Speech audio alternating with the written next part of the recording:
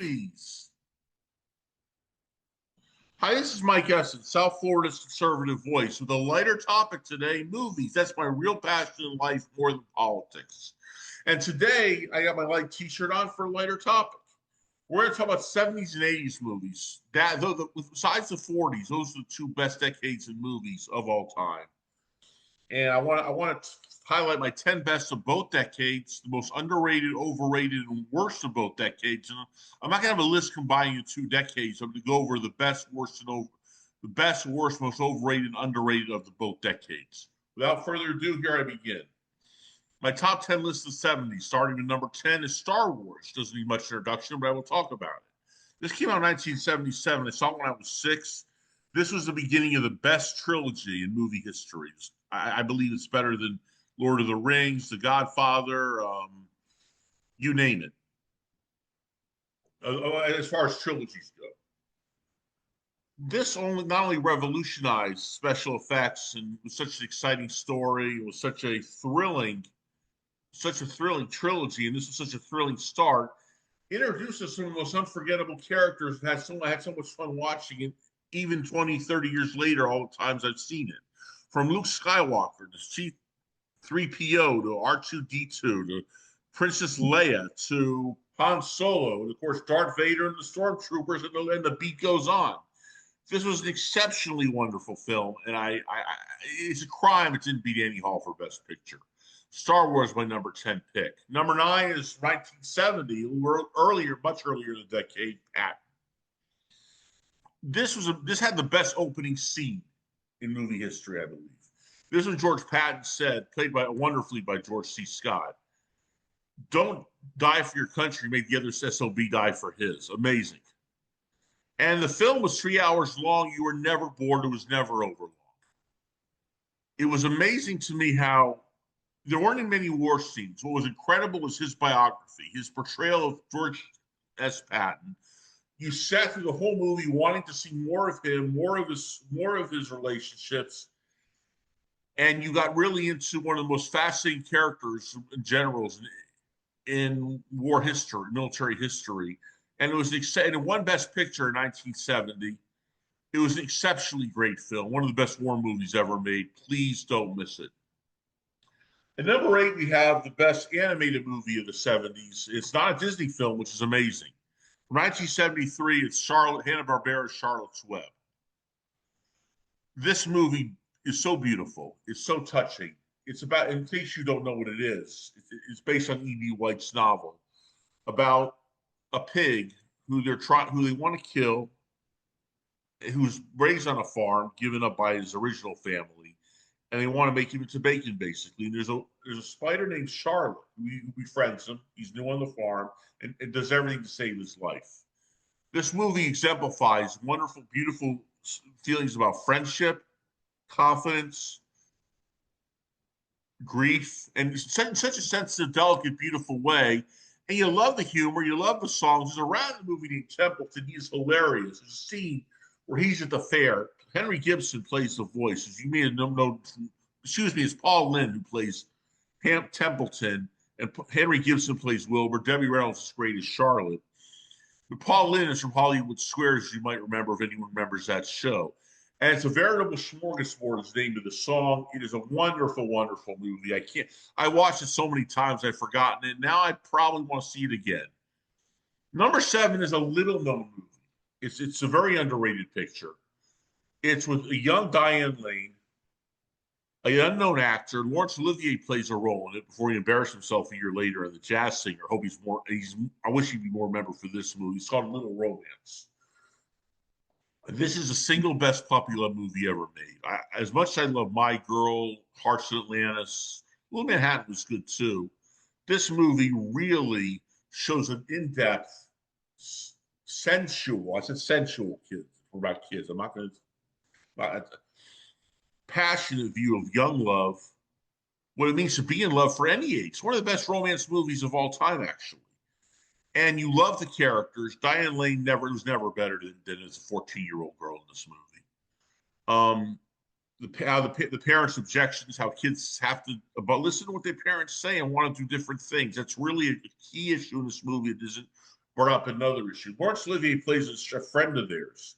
And an amazing scene, he tries to get them under the Louvre in Paris to have to get so they can kiss each other. This is a wonderful, beautiful film. Please, if you have not seen it, go to your streaming service or DVD or whatever it is, and please rent it. It is a magical film. Number 6 is one of the funniest movies ever made. Doesn't need much. This movie would be banned today, Blazing Saddles. Mel Brooks' Blazing Saddles was a hilarious spoof on Westerns. The letters PC do not exist in this film, so let me just tell you more about it. It broke the fourth wall brilliantly, which sort of like Looney Tunes did.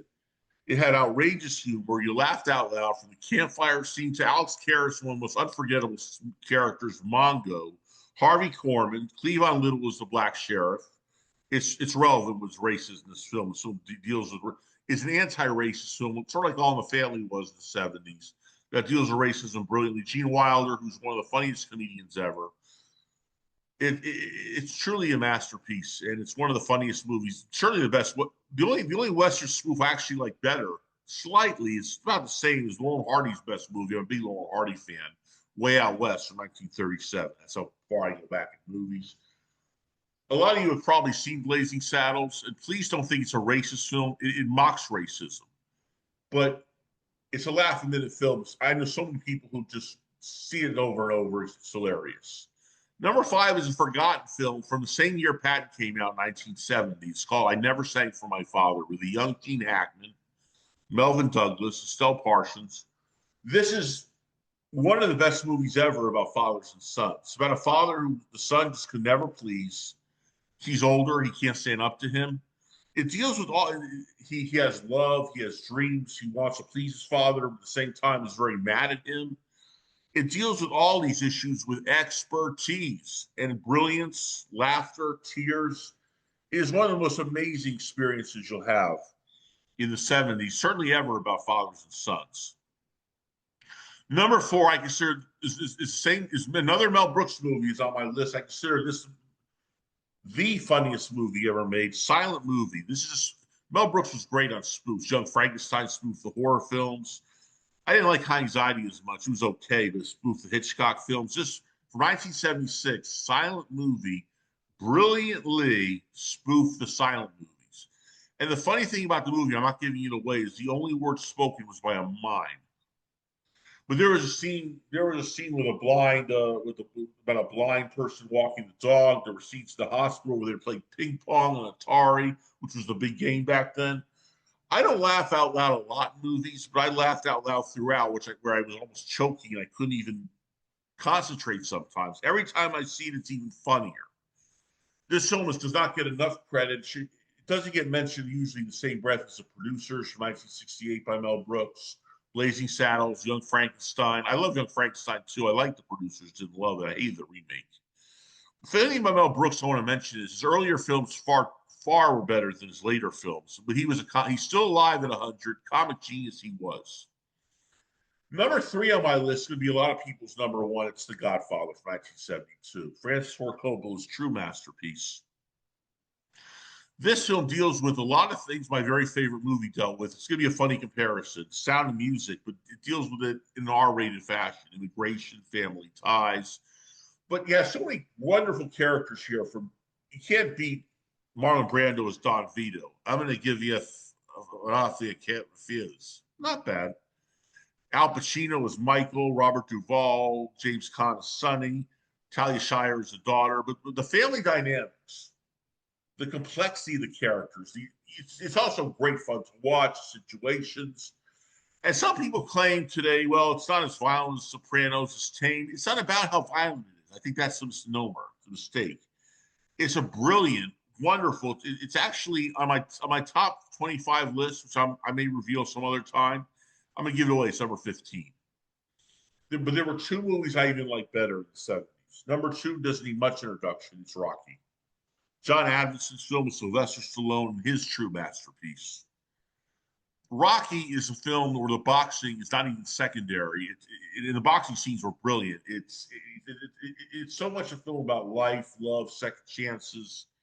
And then one thing I think that deals with very brilliantly is Sylvester Stallone dealing with the family of his love, Adrian, played by Talia Shire, who also played in The Godfather. And this film makes you stand up and cheer. For it makes you angry, makes you sad, makes you want the sequel, which came 3 years later. That's something about Star Wars I want to mention. I digress. You were impatient for the sequel. That's when you usually don't want sequels. But Rocky 2 and Empire Strikes Back were excellent movies too. And I think they played off just such great films. The Rocky is won Best Picture in '76. It deserved to. I like Taxi Driver. I didn't think it was as good as I didn't think it's as great as everyone else says, but I liked it. But Rocky is number two.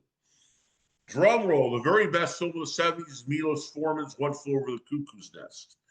This actually, I was born in '71. This came out in '75. It's the very best film of my lifetime. So, number two movie of all time next to Sound of Music. One Flew Over the Cuckoo's Nest is about a man who fakes insanity. So instead of jail, he's in an institution. R.P. McMurphy, one of the most interesting characters ever, played by Jack Nicholson. This has a lot of stars you will spot.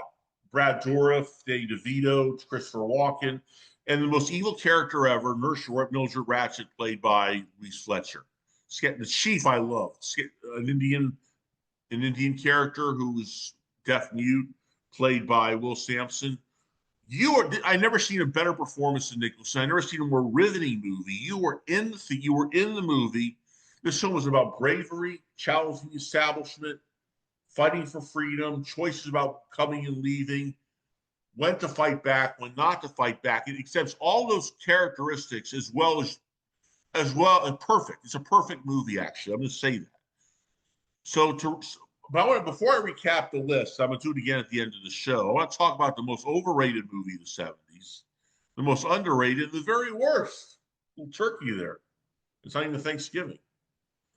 The most overrated movie of the '70s to me was National Lampoon's Animal House, for a very simple reason. Humor is very subjective. To me, toga fights, popping your cheeks with food out, hitting a horse with second-rate slapstick, it's not funny. Every time I see a clip from it, it's not funny to me. The movie you laugh or you don't in movies. Like South Park, I can't stand. It's just not funny to me. Animal House is South Park in movies. While the whole world laughed and loved it, I'm sitting here thinking, what are they laughing at? The most underrated movie is my number 4 pick on my list, Silent Movie. I don't know why. It baffles me why this hilarious, brilliant, great movie does not get the attention it deserves. Please check it out if you want to laugh. If you're not in the mood for a laugh, check out this great film. Now, the worst, I have to mention some honorable two movies I consider for the worst movie of the '70s. Barbra Streisand ruined her career to me in the main event from 1979. This is a movie, I'm not kidding you, where she outstreams her partner, Ryan O'Neal, who's a boxer, for 2 hours. At the end, she throws in the towel. Attack of the Killer Tomatoes was unfunnier and worse than the horrible movies it spoofed. But there's no movie that exemplified awfulness in this decade more than 1978 Sgt. Pepper's Lonely Hearts Club Band. Let me just put it to you this way, how bad this movie is. Oh, it's awful. It is 0 stars, worthless. I love that it has Bee Gees singing Beatles songs, saving the town from the evil Mr. Mustard. Do I need to say more? It's worse than that. So to recap my list of '70s best movies, 10 is Star Wars, 9 is Patton, 8 is Charlotte's Web, 7 is A Little Romance, 6 is Blazing Saddles, 5th is I Never Sang for My Father, 4th is Silent Movie, 3rd is The Godfather, 2nd is Rocky, and number 1 is One Flew Over the Cuckoo's Nest. This was a great decade. No, so was the '80s, by the way. And before I get into my list, we're gonna do the same format. At the end, I'm gonna not combine the two lists, but combine the best, worst, most overrated, underrated of both decades. Back to the Future and Raging Bull were great movies. They were honorable mentions. They were like 11 and 12. They did not make my list because I don't know what I would take off. There were a lot of masterpieces. I was a child in the '80s, '70s, young child in the '70s. And these, without further ado, here's my list. Number 10 is, to me, Rob Reiner's masterpiece, Stand By Me. Obviously the best movie ever by a Stephen King novel. This is about 4 boys, not brothers, played by Will Wheaton, Corey Feldman, River Phoenix, and don't remember the 4th star offhand. It's about, and they explore feelings in a brilliant way, which was so far ahead of its time. They explore situations where bullies pick on him, played by young Kiefer Sutherland. It talks about it deals with friendship, emotion, not letting go, when to and not to let go. This was a great film. The funny thing was, it's so ridiculous the Academy can be. This wasn't nominated for Best Picture. Talk about an Oscar snub. This should have won it, not just be nominated. Number 9 is Richard Gere's masterpiece, An Officer and a Gentleman by Taylor Hackford. What a performance by Lou Dodson as the drill sergeant. An Officer and Gentleman is a movie I loved. Absolutely. I see it every time I see it, I love it. It deals with there's romance, how to deal with friend's suicide, not giving away the ending. It really deals with military structure well. It's exciting, it's funny, it's thrilling, and like I mentioned a second ago, it brings back something you don't. The Top Gun Maverick did years later that you don't see much in movies in the '80s either. The old-fashioned romance with Deborah Winger and Richard Gere, Lisa Booth and David Keith were great too as their friends. Please don't miss this movie. Number 8, I picked Return of the Jedi as my number 8 pick, the greatest trilogy ever.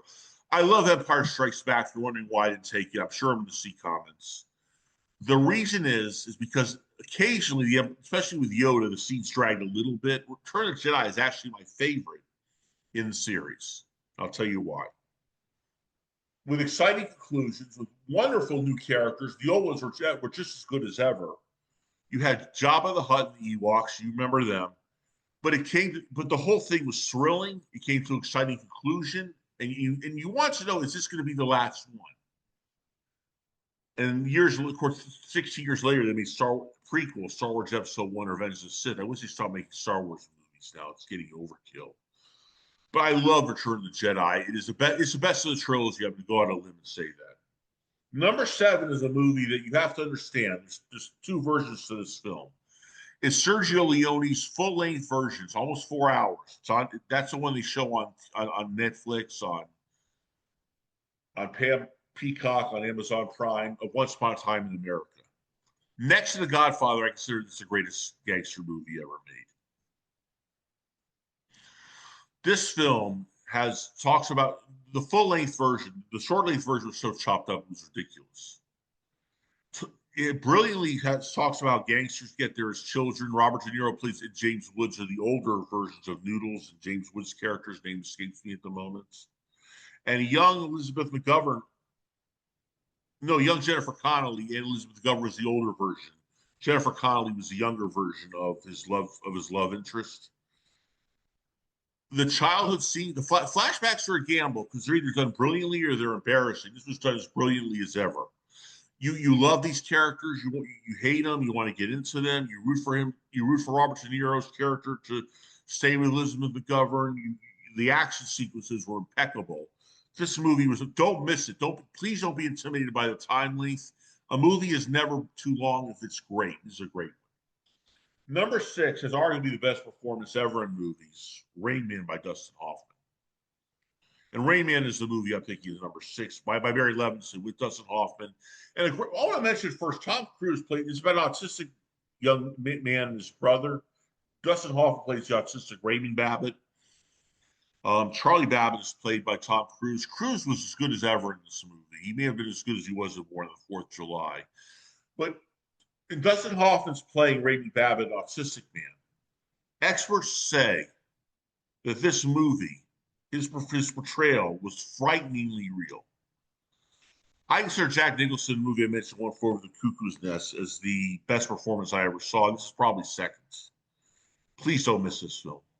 Number 5 is a young Denzel Washington, a forgotten movie by now. It really shouldn't be. It was nominated for Best Picture in 1984. I think it should have won. A Soldier Story by Norman Jewell. It was based on a play. This film was about racism, and like Nurse Ratched, Adolph Caesar is also in The Color Purple, another excellent movie. Didn't make my list, but I considered it. Played a sadistic drill sergeant in a very powerful scene. And one man stood up to him and paid the price. And it's about who murdered the sergeant. I'm not giving it away. The one thing I can tell you is there's no way this film is ever guessable. So seeing it again, knowing what happens, does ruin a second viewing. but do not miss A Soldier Story. It was powerful. You laugh, you cry, you're upset, you're stunned at the end. You're like, wow, that was amazing. It's a great film. Now for my Mount Rushmore of 80s movies. Number 4 is Raiders of the Lost Ark. I don't call Star Wars A New Hope. I was 10 when I saw this. I love it as much now as I did then. This is singly the best action movie ever made. Single-handedly. This was Harrison Ford as Indiana Jones, one of the most colorful characters in the film, with a wonderful romance by Karen Allen. By the way, one of my favorite scenes ever is in this movie. You've seen it probably. If you see the film, you know what I'm talking about. I mentioned this character is twirling his knife around like crazy, a machete, and he takes his gun out and shoots. I'm laughing just talking about it. This was a thrill ride from beginning to end. It was like riding Everest and Space Mountain and SheiKra combined. If you know about roller coasters, 2 are at Disney World, 1's at Busch Gardens. This should have won Best Picture in 1981. It's a masterpiece with lesser sequels to me, but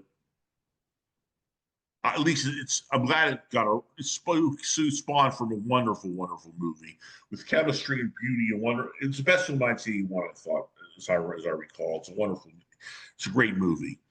Number 3, I'm a huge baseball fan, but if you're not a baseball fan, you love this film too. The best film of 1989 should have won Best Picture over. Oh, Driving Miss Daisy was overrated. It's not the most overrated. I'll get to it later. Field of Dreams.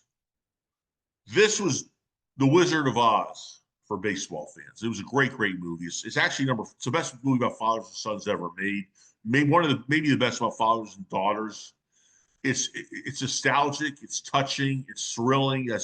Burt Lancaster and James Earl Jones play supporting roles as Moonlight Graham is Burt Lancaster's character. They're fascinating. Edie Madigan is wonderful as a wife. The young Gabby Hoffman is the daughter. I love Ray Liotta plays a special role at the end. I won't give it away. If you have not seen this film, rent it. If you love baseball like me, of course you'll love it. If you don't like baseball, you'll love it just as well for the wonderful themes of this movie. It's one of the most magical and best movies ever made. Number 2 won Best Picture in 1987. It's now forgotten, unfortunately. It's John Lone's it's Bernardo Bertolucci's The Last Emperor with John Lone in it. This is a 3-hour movie about Puyi, the last emperor of China. It is I was riveted from beginning to end. It's about a man who was a young boy who was, against his will, was the emperor back then. This was during World War II. And he wanted to get out of it. They even debated this, a very sad, moving scene, whether he should have glasses or he could go blind. Peter O'Toole wonderfully played his teacher, advocated for him to get the spectacles, the glasses. You see his love story as an adult. He was accused of being a traitor. This is about a man who lost love, lost his childhood, lost so much, in the end gained so much.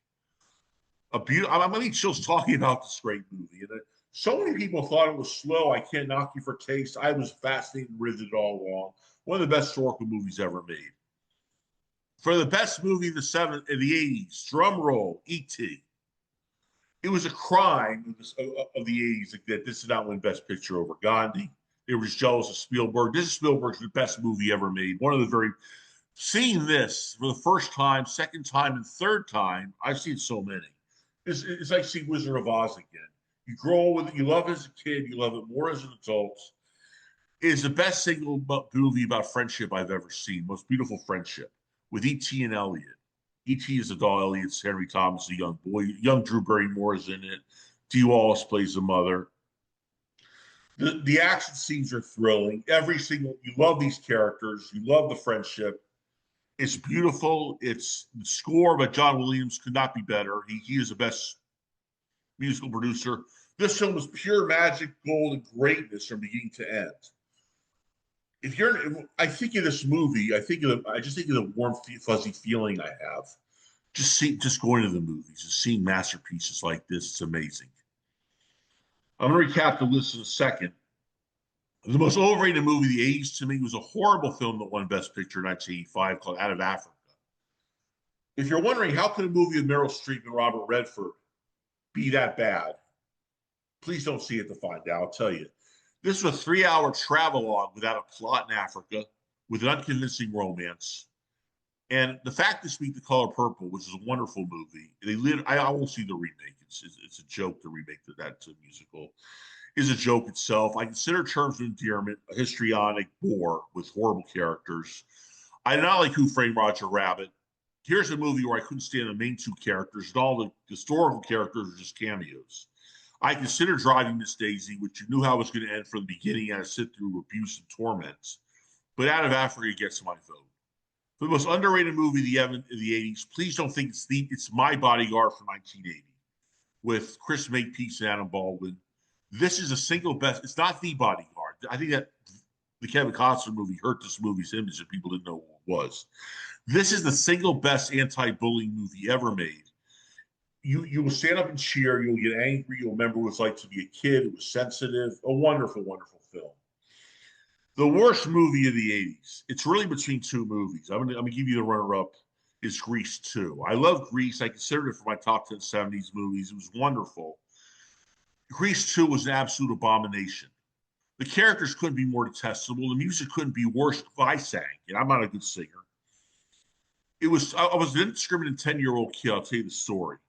I saw this movie. I was tormented by just facing the screen in this trash. I called my parents and said, please pick me up. I can't take it. Adults felt the same way. Thank God it's forgettable. I'm surprised it's launched Michelle Pfeiffer's career. Doesn't make it a good movie. It's a 0 stars movie. But even worse to me was Cannonball Run Part 2. Cannonball Run is not a good movie, but it's a masterpiece compared to this trash. This is 2 hours of cameo appearances by Burt Reynolds, Dom DeLuise, Sammy Davis Jr., and yes, football player Joe Theismann, wasted in home videos that are torturous to watch, one after the other. And the most insulting thing about this movie was there was not even a car chase in it, just a little animated one at the end. This was a total waste. It's one of the worst movies ever made. Completely. It's a complete disaster. I hated it. 0 stars. Yes, I am emotional. 2 hours of my life away. Now, to recap the 80s list before I get to the big daddy finale, number 10 is Stand By Me. Number 9 is Officer and Gentleman. Number 8 is Return of the Jedi. Number 7, the long version of Once Upon a Time in America. Number 6 is Rain Man. Number 8 is Number 5 is A Soldier's Story. Number 4 is Raiders of the Lost Ark. Number 3 is Field of Dreams. Number 2 is Last Emperor. Number 1 is E.T. Now I'm going to combine. I'm not going to give a list. I'm going to tell you the best. We'll save the best for last this time. The most overrated movie of both decades has to be Out of Africa because it's a much worse movie than Animal House. Most underrated is Silent Movie. I consider that the most underrated movie ever made. The worst is Sergeant. You can't get worse than Sergeant Pepper's Lonely Hearts Club Band. I hate that movie with passion. They should stick a stake in its reel. It's that bad. But the number one film is One Flew Over the Cuckoo's Nest. As much as I love E.T., it is number 2. One Flew Over the Cuckoo's Nest is a triumph for the human spirit. It's a great movie. If you have not seen this movie, please do. It won Best Picture over Nashville, Dog Day Afternoon, and Jaws. It deserves to beat all 3 of them. Not that they weren't great movies, but this was a masterpiece, one of the all-time greats. I do want to have one final note because I'm going to get comments about this from my 70s films. Notice I didn't have Godfather Part 2 or Apocalypse Now in there. Godfather Part 2 is an excellent movie. Some people think it's better than the original. I don't. But the Hyman Roth part, who was really Meyer Lansky, the gangster, I thought detracted from the film. So I give it 3.5 out of 4 stars. Apocalypse Now, I thought it was pretty good, but very uneven. I don't think it's as good as people say it is. The first half to 2/3 is a great film. Then Marlon Brando, believe it or not, plays later, like a Wizard of Oz style character, an embarrassing last sequence almost through the film. So please see these movies, check them out. With the worst and even the most overrated, please avoid. But as for the worst movies I mentioned, please avoid them at all costs. Please like this video and subscribe to the Mike Essen Show. And I'll see you next Thursday with a political show with a nicer shirt. Thank you so much.